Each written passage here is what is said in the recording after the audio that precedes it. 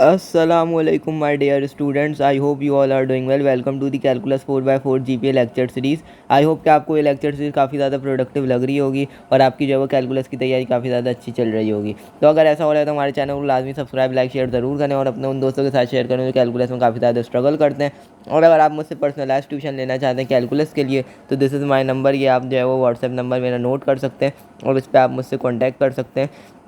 इंशाल्लाह अपनी great expertise के साथ जो है मैं आपको जो है वो एंटरटेन कर रहा हूँगा और जो है वो आपके कोई जैसा असाइनमेंट और सारी चीज़ें इसके अंदर इंक्लूड होंगी जो कि मैं सॉल्व करवा रहा हूँ। एनीवेज लेक्चर की तरफ मूव करते हैं। तो भाई इससे पहले जो है वो हमने डिफरेंशिएशन पढ़ी, पार्शियल डिफरेंशिएशन पढ़ी। उसके बाद जो हमारा लास्ट टॉपिक था उसके अंदर जो है वो हमने ये चीज़ें देखी थी कि भाई किस तरह जो है वो हम मैक्सिमम मिनिमम पॉइंट निकाल रहे होते हैं। नाउ अब जो हमारा लेक्चर है वो एसिम्प्टोट्स के ऊपर है। One of the most important topic भाई, मतलब $1,000,000 का कॉन्सेप्ट है भाई ये, मतलब समझ रहे हो ना।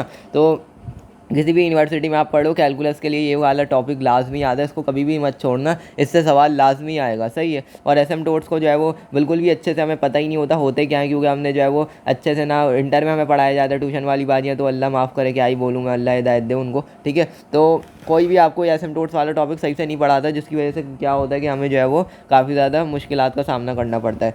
तो एसिम्प्टोट्स होते क्या है basically, an asymptote is a straight line that continuously approaches a given curve but does not meet at any infinite distance. तो भाई बड़ी अच्छी एग्जाम्पल है ये। क्या बोल रहा है कि एसिम्प्टोट एक ऐसी स्ट्रेट लाइन है जो कंटिन्यूसली कर्व को अप्रोच तो करते हैं लेकिन कभी भी मिल नहीं सकते। जैसे लेट सपोज ये मैंने डायग्राम से दिखाया हुआ है, तो अगर आप देखें तो ये कर्व है, ये कर्व आगे चलता रहेगा चलता रहेगा चलता रहेगा, सही है ना।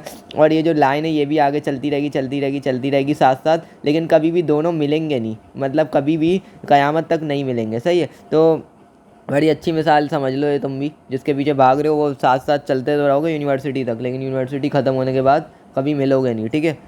जो है वो 4 साल बाद जो है वो तुम्हें पता चल रहा होगा कि अमेरिका में कोई बैठा हुआ था, पप्पो का बेटा वो आ गया। एनीवेज, तो अब मैं जो है वो रियलिटी चेक मैथ में भी देखो हमें मिल जाते हैं, एसिम्प्टोट्स ने हमें रियलिटी चेक दे दिया, तो अभी भी वक्त है, पीछे हट जाओ और अपने करियर पे फोकस करो और कैलकुलस को अच्छे से पढ़ो ताकि 4 GPA ले सको। अच्छा जी, तो एसिम्प्टोट्स बेसिकली अब यही है कि भाई कंटिन्यूसली अप्रोच करते तो रहेंगे लेकिन कभी भी मीट नहीं करेंगे, ठीक है ना। अब टाइप ऑफ एसिम्प्टोट्स होती हैं, कोई मतलब अलग अलग टाइप के एसिम्प्टोट्स होते हैं।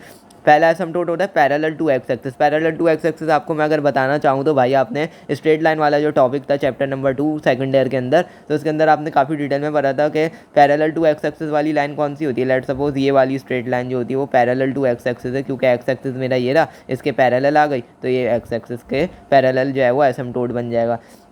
इसी तरह दूसरा एसिम्प्टोट जो है वो वाई एक्सिस के पैरेलल है, तो वाई एक्सिस के पैरेलल कौन सी लाइन होगी भाई, ये वाई एक्सिस है मेरा, और इसी तरह जो हमारे पास ये आ जाएगा ये पैरेलल टू वाई एक्सिस वाली लाइन ये आ जाएगी मेरे पास, ठीक है। क्योंकि ये देखें ये पैरेलल टू वाई है, तो इसका मतलब जो है वो यहाँ पे ईजिली हमारे पास जो asymptotes parallel to Y axis होंगे वो ये वाली लाइन होगी। इसी तरह जो इंक्लाइंड एसिम्प्टोट होगा वो क्या होगा भाई, इंक्लाइंड मतलब है कि दोनों एक्सिस में होना चाहिए, मतलब एक्स में भी होना चाहिए वाई में भी होना चाहिए, उसका स्लोप भी निकलेगा, मतलब ऐसी लाइन होगी जो ओरिजिन से पास कर रही होगी, ठीक है ना। ये वाली लाइन जो होगी ये हमारे पास एसिम्प्टोट हो जाएगी, कौन सी, इंक्लाइंड एसिम्प्टोट। एसिम्प्टोट है ही बेसिकली स्ट्रेट लाइन जो कि कर्व के साथ तो चलती रहेगी लेकिन क़यामत तक कभी मीट नहीं करेगी इनफाइनाइट डिस्टेंस तक, ठीक है। कंटिन्यूसली अप्रोच करती रहेगी, बस मिलती रहेगी, ठीक है ना, लेकिन फ़ायदा हासिल कुछ नहीं होगा, जैसे कि मैं पहले बता चुका हूँ, ठीक है ना। रियलिटी चेक दे चुका हूँ 4 साल वाला, तो इसलिए जो है वो उस पर ध्यान देना है। नाउ अब निकालने का तरीका क्या होता है भाई, डिटर्मिनेशन ऑफ एसिम्प्टोट्स निकालते किस तरह है। तो एसिम्प्टोट निकालने के जो है वो 3 हमारे पास तरीके हैं भाई। एसिम्प्टोट्स अगर पैरेलल टू एक्स एक्सिस है, तो जब पैरेलल टू एक्स एक्सिस वाला एसिम्प्टोट आएगा तो उसको निकालने का तरीका क्या है कि हम जो कोफिशिएंट होंगे ना हाईएस्ट पावर ऑफ एक्स के, उसको जो है वो इक्वेट करवा देंगे ज़ीरो के। मतलब अगर एक इक्वेशन है मेरे पास 3x² प्लस का 2x² प्लस का 4 इक्वल टू 0, तो यहाँ पे जो है वो जो हाईएस्ट पावर जो होंगी, मतलब x² जैसे हाईएस्ट पावर है यहाँ पर, तो उसके कोफिशिएंट को हम क्या करेंगे, इक्वेट करवा देंगे 0 के, तो हमें पैरेलल टू एक्स एक्सिस वाला एसिम्प्टोट मिल जाएगा, ठीक है ना। इसी तरह जब asymptote parallel to Y axis होगा तो उसमें क्या करवाना होगा, आपको कोफिशिएंट ऑफ वाई को इक्वेट करवाना होगा, मतलब हाईएस्ट पावर ऑफ वाई वाले जो कोफिशिएंट होंगे, जैसे y³ वाला हो गया या y² वाला हो गया, तो उसको जो है वो आपने इक्वेट करवाना होगा किसके, 0 के। कब, जब पैरेलल टू वाई एक्सिस होगा। और एक्स के कब करवाएंगे, जब पैरेलल टू एक्स एक्सिस होगा। तो बहुत ही आसान तरीका याद रखने का कि भाई एक्स एक्सिस है तो एक्स के कोफिशिएंट, और वाई एक्सिस का एसिम्प्टोट है तो वाई के हाईएस्ट कोफिशिएंट को इक्वल करवाना 0 के। आई होप कि ये दोनों समझ आ गए केसेस। अब तीसरा जो केस है ना भाई, ये थोड़ा सा कॉम्प्लिकेटेड केस है, लेकिन इंशाल्लाह मैं आपको समझा दूंगा तो बिल्कुल बच्चों की तरह सॉल्व हो जाएगा, ठीक है ना। Inclined asymptotes. अब इंक्लाइंड एसिम्प्टोट जब आ जाएंगे तो उसमें ज़ाहिर सी बात है अब सिर्फ वाई और एक्स का काम नहीं है, अब यहाँ पे स्लोप की भी बात आ जाती है, क्योंकि मैंने आपको बताया था ये इंक्लाइंड है, इसका कोई ना कोई स्लोप होगा जो ये एक्स एक्सिस से बना रहा होगा, वाई एक्सिस से बना रहा होगा, तो वो स्लोप का भी हमें इंक्लूड करना पड़ेगा पैरामीटर। तो इसलिए जो है y equal to m x plus c हमारी इक्वेशन होती है किसकी, इंक्लाइंड एसिम्प्टोट्स की निकालने के लिए। ठीक है, अब हम क्या करेंगे, अब स्टेप 1 क्या होगा कि एक्स की जगह आपने 1 पुट करना है और वाई की जगह एम पुट करना है, जो आपको इक्वेशन कर्व की दी हुई होगी। ठीक है, और जब कर्व की इक्वेशन में जब आप एक्स की जगह 1 और वाई की जगह एम पुट करेंगे तो आपको फाई एम की वैल्यू निकालनी होगी, फाई एन माइनस एम की वैल्यू निकालनी होगी और फाई एन माइनस 2 की वैल्यू निकालनी होगी। अब ये चीज़ें हैं क्या, जब सवाल करेंगे तो इंशाल्लाह और ज़्यादा समझ में आ जाएगा। ठीक है, टेंशन बिल्कुल नहीं लेनी अगर समझ नहीं आ रहा भाई, आपका भाई यहाँ हाथ बैठा हुआ है। ठीक है, स्टेप 2 क्या है कि भाई for finding slopes we have phi n m equal to 0। अब हमें पता है कि भाई स्लोप निकालने के लिए, स्लोप क्योंकि y equal to m x plus c मेरे पास जो इक्वेशन है, तो इसका स्लोप निकालने के लिए मुझे पता है कि भाई यहाँ पे जो है मुझे इक्वेट करवाना पड़ेगा m को 0 के इक्वल, जो कि हमने ऊपर निकाला हुआ होगा। ठीक है, अच्छा जी, अब क्या होता है कि भाई यहाँ m की हमारे पास वैल्यूज़ आ जाएंगी 2 से 3 या 1 2 कोई भी वैल्यूज़ आ जाएगी। तो अगर वैल्यूज़ डिफरेंट आती हैं m की, लेट सपोज अगर मेरे पास m की 3 वैल्यूज़ आई हैं 0, 1, 1, तो मुझे पता है पहला जो रूट है, पहली जो वैल्यू वो डिफरेंट है, 0 अलग है 1 अलग है, तो इसलिए जो 0 होगा उसके लिए आप c के लिए ये वाला फार्मूला निकालो, क्योंकि c आपको फाइंड करना होगा। तो c निकालने के लिए जब डिफरेंट वैल्यू होगी तो ये वाला फार्मूला यूज़ हो रहा होगा। ठीक है, इसी तरह अगर सेम रूट आ जाए, 2 सेम रूट आ जाए, जैसे 1 और 1 सेम है, 1 और 1 सेम है, तो 1 और 1 के लिए हमारा फार्मूला ये वाला यूज़ होगा c निकालने के लिए। सही, आई होप कि आप लोग को ये चीज़ें समझ आ रही होंगी। और अगर तीनों ही अलग आ जाएँ, लेट सपोज 0 1 2 आ गया, तीनों ही अलग हैं, तो इसके लिए ये 3 जो है वो ये वाला फार्मूला यूज़ होगा। तो आई होप कि आप लोग को जो है वो ये चीज़ें समझ आई होंगी। अब जल्दी से हम अपना डिटेल क्वेश्चन पर आ जाते हैं ताकि आप लोग को जो है वो समझने में आसानी होगी ये करना किस तरह है। ठीक है ना, okay, so now moving towards the questions. तो क्वेश्चन क्या बोलता है भाई, बेसिकली क्वेश्चन है find all the asymptotes of 4x cube, और हमें एक इक्वेशन दे दिए। तो भाई ऑल एसिम्प्टोट्स का मतलब ये है कि जो हमने तीनों केसेस पढ़े थे ना बच्चों, हमें तीनों के फाइंड करने हैं, मतलब asymptotes parallel to x axis, asymptotes parallel to Y axis और इंक्लाइंड एसिम्प्टोट्स। तो जल्दी से शुरू करते हैं भाई।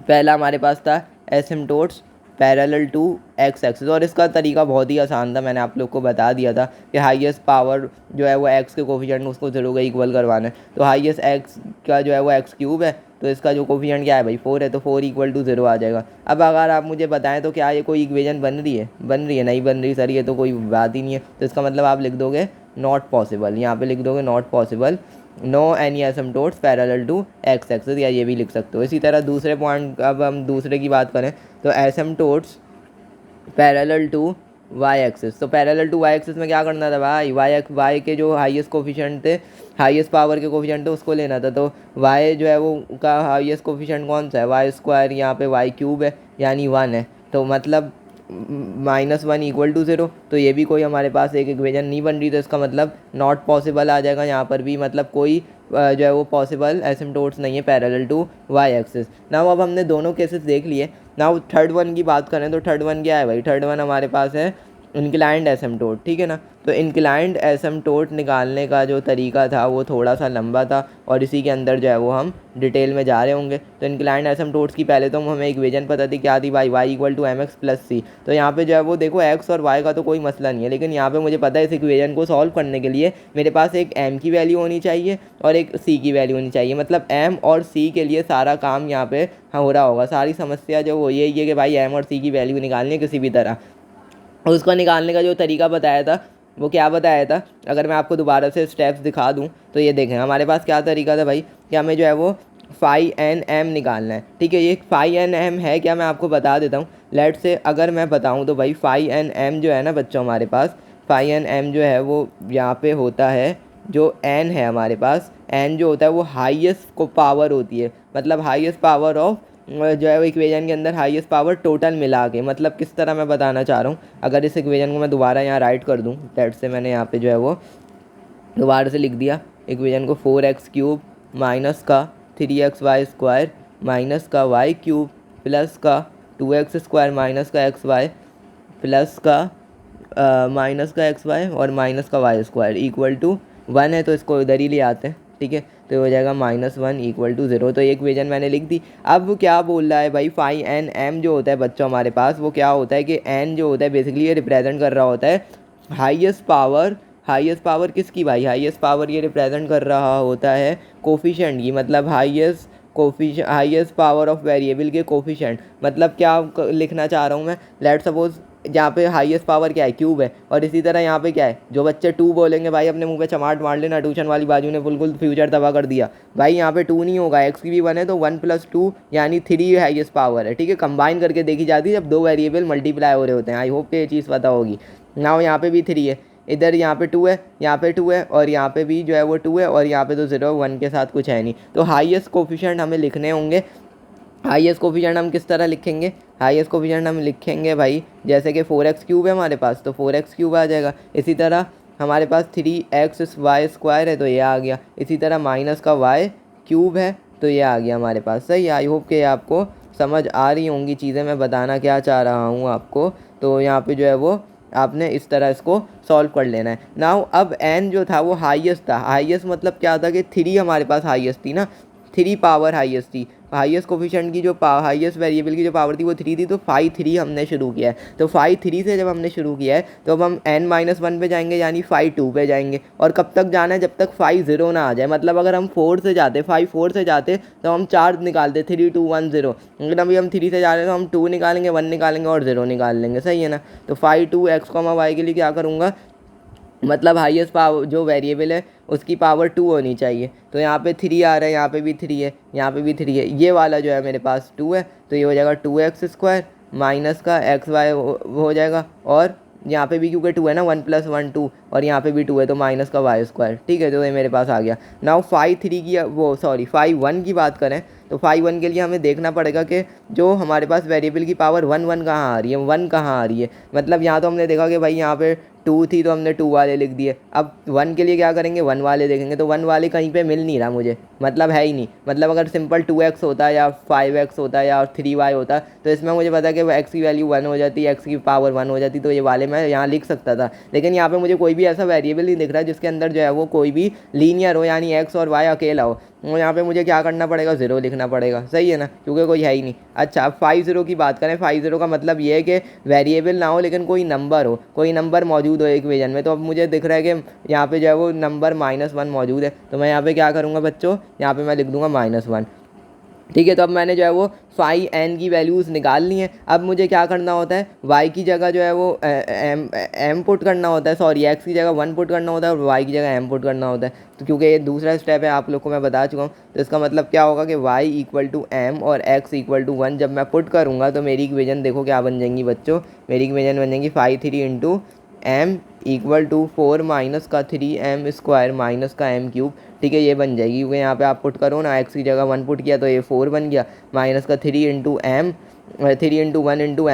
तो ये माइनस का 3m और माइनस का m³। तो ये मेरे पास आ गया। नाउ 5 2 की अगर मैं बात करूँ तो 5 2 मेरे पास क्या हो जाएगा, 5 2 मेरे पास आ जाएगा भाई 2 माइनस का m माइनस का m²। इसी तरह 5 1 तो 0 था क्योंकि इसके अंदर कुछ था ही नहीं, और 5 जो 0 था वो हमारे पास -1 था, इसमें कुछ पुट करने के लिए कुछ है ही नहीं। तो ये मेरे पास चारों चीज़ें आ गई। नाउ अब हमारा स्टेप क्या होता है बच्चों, अब हमारा स्टेप होता है कि हमें जो हाईएस्ट पावर होती है ना 5n m, उसको 0 के इक्वेट करवाना होता है और उधर से हमें वैल्यू निकालनी होती है, m के मतलब रूट्स निकालने होते हैं। तो 5n m क्या मतलब है, जो हाईएस्ट था, मतलब 5 3 है हमारे पास, मतलब 5 3 को हम 0 के इक्वेट करवाएंगे, इस वाली टर्म को 0 के इक्वेट करवाएंगे, क्योंकि यही हमारा असल में क्या है भाई 5n m है, क्योंकि हमने 3 से शुरू किया है। n है बेसिकली है ये चीज़ के कोफिशिएंट, वेरिएबल की हाईएस्ट कोफिशिएंट जो मतलब हाईएस्ट पावर जो होता है इक्वेशन में उसके कोफिशिएंट, मतलब जो इक्वेशन है उसके अंदर जो हाईएस्ट वेरिएबल का कोफिशिएंट होता है उसके हाईएस्ट वेरिएबल के पावर होती है उसके कोफिशिएंट लिखने होते हैं। तो 5 3 m बेसिकली वही चीज़ है। तो यहाँ पे मैं क्या करूँगा, यहाँ पे मैं लिख दूंगा भाई 4 माइनस का 3m² माइनस m³ = 0 कर दिया। अब यहाँ पे मेरे पास 2 तरीके हैं सॉल्व करने के। ठीक है, यहाँ पे मतलब जब क्यूबिक इक्वेशन है तो मैं सिंथेटिक डिवीजन से भी कर सकता हूँ और कैलकुलेटर से भी कर सकता हूँ। लेकिन कैलकुलेटर से आप तभी कर सकते हो जब या तो वैल्यू हाईएस्ट 3 हो या 2 हो, या क्वाड्रेटिक हो या क्यूबिक इक्वेशन हो। अगर 4 आ जाता है या 5 आ जाता है तो उसके लिए आपको सिंथेटिक डिवीजन सीखनी ही पड़ेगी। तो इसलिए मैं आपको सिंथेटिक डिवीजन सिखा देता हूँ कि क्यूबिक इक्वेशन में सिंथेटिक डिवीजन किस तरह लग रही होती है। तो जल्दी से हम क्या करते हैं भाई, सिंथेटिक डिवीजन में बेसिकली करते ये हैं कि जो भी आपके कोफिशिएंट्स हैं वेरिएबल के वो लिख दें आप। सही है, मतलब इसको मैं पहले अरेंज करके लिख देता हूँ इक्वेशन को। तो ये हो जाएगा m³, ठीक है, प्लस का 3m² माइनस का 4 इक्वल टू 0। ठीक है, मैंने अरेंज कर दी। अब m³ का कोफिशिएंट लिख दो जो कि 1 के बराबर है। m² का क्या है 3 है और m का क्या है, m है ही नहीं, तो इसका मतलब उसका कोफिशिएंट क्या होगा भाई 0 होगा। ठीक है, उसके बाद आपने कांस्टेंट की वैल्यू लिख देनी है, कांस्टेंट की वैल्यू जो कि -4 है। अब क्या करना होता है, अब आपने यहाँ पे जो है वो 1 से इसको दिखाना है। ठीक है, 1 से दिखाना है इसको, 1 यहाँ पे आ जाएगा आपका। ठीक है, और यहाँ पे जो है वो 0 आ जाएगा। ठीक है, तो हम क्या करेंगे 1 + 0 जो कि 1 के ही बराबर होता है। ठीक है, फिर आपने इस 1 को इससे मल्टीप्लाई करवाना है, तो 1 1 का क्या हो जाएगा 1 हो जाएगा, तो 3 + 1 4 हो जाएगा। इसी तरह 1 4 का 4 होता है, तो 4 यहाँ पे आ गया, तो 0 + 4 कितना हो जाएगा 4 हो जाएगा। अब यही 4 इधर जाएगा, तो -4 और +4 क्या बन जाएंगे भाई 0 बन जाएंगे। ठीक है, तो यहाँ पे जो हमारा रिमाइंडर आ गया वो 0 आ गया। ठीक है ना।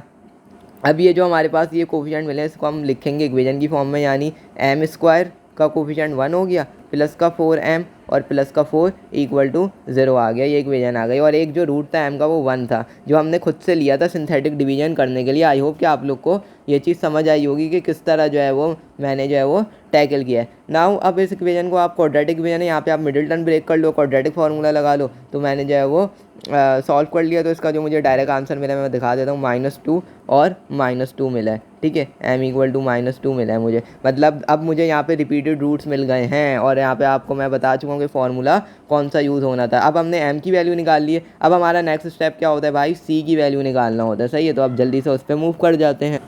सो नाउ भाई अब c की वैल्यू निकालनी किस तरह वो देख लेते हैं। अब m = 1 पर हमें c की वैल्यू कैसे निकालनी, क्योंकि ये डिफरेंट रूट है, तो इसका फार्मूला क्या था, डिफरेंट के लिए डिफरेंट फार्मूला था। मैंने आपको दिखाया था, दोबारा भी दिखा देता हूँ।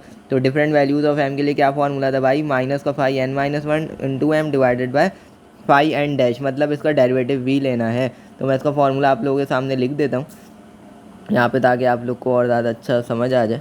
तो फॉर c, ठीक है, तो यहाँ पे क्या होगा, c = -5n-1 m divided by 5n-m, यानी n क्या था भाई, 5n हमारे पास क्या था बच्चों 5 3 था। ठीक है, मतलब हमने 3 यूज़ किया था ना, तो इसका मतलब 5n-1 क्या हो जाएगा 5 2 हो जाएगा। ठीक है, तो 5 2m की वैल्यू क्या थी, 5 2 की वैल्यू मैं आपको दिखा देता हूँ दोबारा। तो ये थी हमारे पास वैल्यू 2m-1 -m²। अच्छा, मैं तीनों वैल्यूज़ यहाँ लिख देता हूँ 5 3 की, ताकि आप लोग को जो है ना वो मसला ना हो।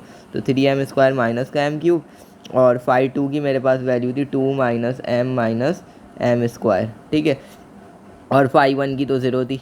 ठीक है, ये तो आपको पता ही था। अच्छा जी, अब 5 2 यानी यहाँ पे पुट करवाना है, और नीचे 5n का डेरिवेटिव पुट करवाना है, मतलब 5n जो 5 3 का डेरिवेटिव है, तो इसका डेरिवेटिव क्या होगा, अगर मैं यहाँ पे माइनस की साइन के साथ यहाँ पे लिख दूँ भाई 2 - m² ये तो एज इट इज़ आ गया 5 2 की वैल्यू। नीचे क्या करना है 5 3 का डेरिवेटिव लेना है, यानी 4 का तो 0 हो जाएगा, -3m² का क्या हो जाएगा -6m, और m³ का क्या हो जाएगा 3m²। ठीक है, तो ये मेरे पास आ गया। अब यहाँ पे मैं क्या करूँगा, अब यहाँ पे मुझे m की वैल्यू पुट करवानी है ताकि मेरे पास c की वैल्यू आ सके। तो m की वैल्यू क्या है बच्चों 1 के लिए निकाल लेना अभी हम, तो m की जगह क्या आ जाएगा 1 आ जाएगा। तो ये हो गया 2 × 1 माइनस का 1 का स्क्वायर डिवाइडेड बाय -6 × 1 -3 × 1 का स्क्वायर। आई होप कि ये चीज़ें समझ आनी है। तो इसका जो आंसर हमारे पास आ जाएगा वो 0 के बराबर आ जाएगा, मतलब c की वैल्यू 0 आ गई। तो ये तो हमने c की वैल्यू निकाल ली, कब, जब m = 1 था। अब जब m के रिपीटेड रूट्स हैं, अब जब m की वैल्यूज़ 2 हैं, 2, 2 है, तो मैंने आप लोग को बताया था फॉर c के लिए जो है वो दूसरा फार्मूला यूज़ होगा जब रिपीटेड रूट्स होंगे। और वो फार्मूला क्या था, अगर मैं आप लोग को दोबारा से दिखा दूँ ऊपर जाके, तो वो फार्मूला ये था हमारे पास कि फॉर 2 सेम रूट, क्योंकि 2 सेम आए तो यहाँ c² से शुरू करेंगे। अगर मेरे पास 3 सेम आ जाते, मतलब 2, 2, 2 तीनों 2 2 आ जाते, तो उसमें मैं क्या करता, फिर 3 सेम रूट मतलब मैं c³ से शुरू करता, c³ से। ठीक है ना, यहाँ पे अब ये c² से ही शुरू करेंगे क्योंकि 2 ही रूट्स हैं। तो यहाँ पे मैं क्या करूँगा, यहाँ पे मैं लिख दूंगा सिंपल सा, क्या लिख दूंगा c² / 2 फैक्टोरियल, जो कि 2 के ही बराबर होता है। और उसके अंदर हमें क्या करना था, बल्कि फार्मूला एक दफ़ा लिख ही देता हूँ ताकि मसला ना हो। ये फार्मूला है हमारे पास, ठीक है, प्लस का c × 5 dash n-1 × m plus का 5n-2m = 0 हमारे पास आ जाता है। सही है, तो अब क्या करूँगा, अब मुझे पता है कि भाई c² / 2 फैक्टोरियल है, तो c² / 2 आ जाएगा। और 5n डैश मतलब इसका 2 दफ़ा डेरिवेटिव लेना है, n का मतलब 5³ का 2 दफ़ा डेरिवेटिव लेना है, जो ये इक्वेशन है इसका 2 दफ़ा डेरिवेटिव लेना है। तो एक दफ़ा तो हमने नीचे लिया हुआ है, तो इसको ही दोबारा ले लेते हैं। तो इसका क्या हो जाएगा -6 - 6m ये हो जाएगा। तो मैं डायरेक्टली यहाँ पुट करवा देता हूँ। तो ये हो जाएगा माइनस का 6m, ठीक है ना, प्लस का c। अब फाई n माइनस 1 का डेरिवेटिव यानी फाई 2 का डेरिवेटिव। तो फाई 2 हमारे पास क्या था, ये था। तो इसका डेरिवेटिव क्या हो जाएगा भाई, इसका हो जाएगा 2 का 0, m का -1 माइनस m स्क्वायर का 2m हो जाएगा। तो -1 इंटू -2m, तो यहाँ पे जल्दी से पुट करवा देते हैं। -1 इंटू -2m प्लस का फाई n माइनस 2 यानी फाई 1 क्या था, 0 था। तो 0 आ जाएगा इक्वल टू 0, ठीक है। अब यहाँ m की जगह क्या पुट होगा, क्योंकि हम वैल्यू किसके लिए निकाल रहे हैं, हम वैल्यू निकालने -2 के लिए। तो m की जगह -2 पुट होगा। तो जब m की जगह -2 पुट होगा तो इक्वेशन को मैं सिंप्लीफाई करके दिखा देता हूँ क्या बनेगा। c² + c = 0 हमारे पास इक्वेशन आ जाएगी। यहाँ से एक c की वैल्यू आएगी हमारे पास 0 और एक c की वैल्यू आएगी -1। तो अब हम जल्दी से लिख देते हैं कि कौन कौन सी वैल्यू m पुट करवाने पर हमें c क्या मिला। तो अगर मैं यहाँ देखूँ तो मुझे m1 पुट करवाने पर c की वैल्यू 0 मिली है, m को -2 पुट करवाने पे c की वैल्यू फिर से 0 मिली है और m की वैल्यू -2 पुट करवाने पे c की वैल्यू -1 मिली है, ठीक है। तो अब क्या करना है, अब लास्ट स्टेप रह गया बस। आपके एसिम्पटोट्स समझ लो आ ही गए, बिल्कुल सवाल नहीं हो गया। आप लोग कह रहे होंगे ज़िंदगी हो गई जो ख़त्म ही नहीं हो रही, ठीक है। तो y = mx + c है। तो y = mx + c में हम जब ये वैल्यूज़ पुट करवाएंगे m और c की, तो हमें इक्वेशंस मिलती जाएंगी एसिम्पटोट्स की। तो m की जगह 1 पुट करवाया, c की जगह 0, तो ये बन गया y = x, एक इक्वेशन ये आ गई। उसके बाद m की जगह -2 पुट करवाया और c की जगह 0 पुट करवाया, तो y = 2 माइनस का 2x आ गया, ठीक है। इसी तरह जब हमने m की जगह -2 पुट करवाया और c की जगह -1 पुट करवाया, तो ये हो जाएगा -1 यानी y = माइनस का 2x -1 आ जाएगा, ठीक है ना। तो ये 3 इक्वेशंस आ गई हमारे पास। कौन कौन सी इक्वेशंस आ गई, y = x, y = माइनस का 2x और तीसरी इक्वेशन मेरे पास आ गई y = माइनस का 2x -1। और ये हमारे पास तीनों इक्वेशंस आ गई। तो ये था भाई एसिम्पटोट्स निकालने का तरीका। आई होप कि आप लोग को जो है वो ये समझ आया होगा। अब एसिम्पटोट्स पैरेलल टू x और y तो थे ही नहीं, वो दोनों नॉट पॉसिबल थे। तो जब इंक्लाइंड एसिम्पटोट्स निकले वो 3 निकले, ठीक है ना, y = x, y = माइनस का 2x और y = -2x -1। तो dates all for this video lecture. I hope कि आपको ये लेक्चर प्रोडक्टिव लगा और एसिम्पटोट्स आपको टॉपिक बहुत अच्छे से समझ आया होगा। सो अपना नॉन इंजीनियर को इजाज़त दीजिए। अगर पसंद आया तो हमारे चैनल को लाजमी लाइक सब्सक्राइब शेयर ज़रूर कीजिए और अपने उन दोस्तों के साथ चीज़ें कैलकुलस में काफ़ी ज़्यादा स्ट्रगल करते हैं। That's all for this video, see you.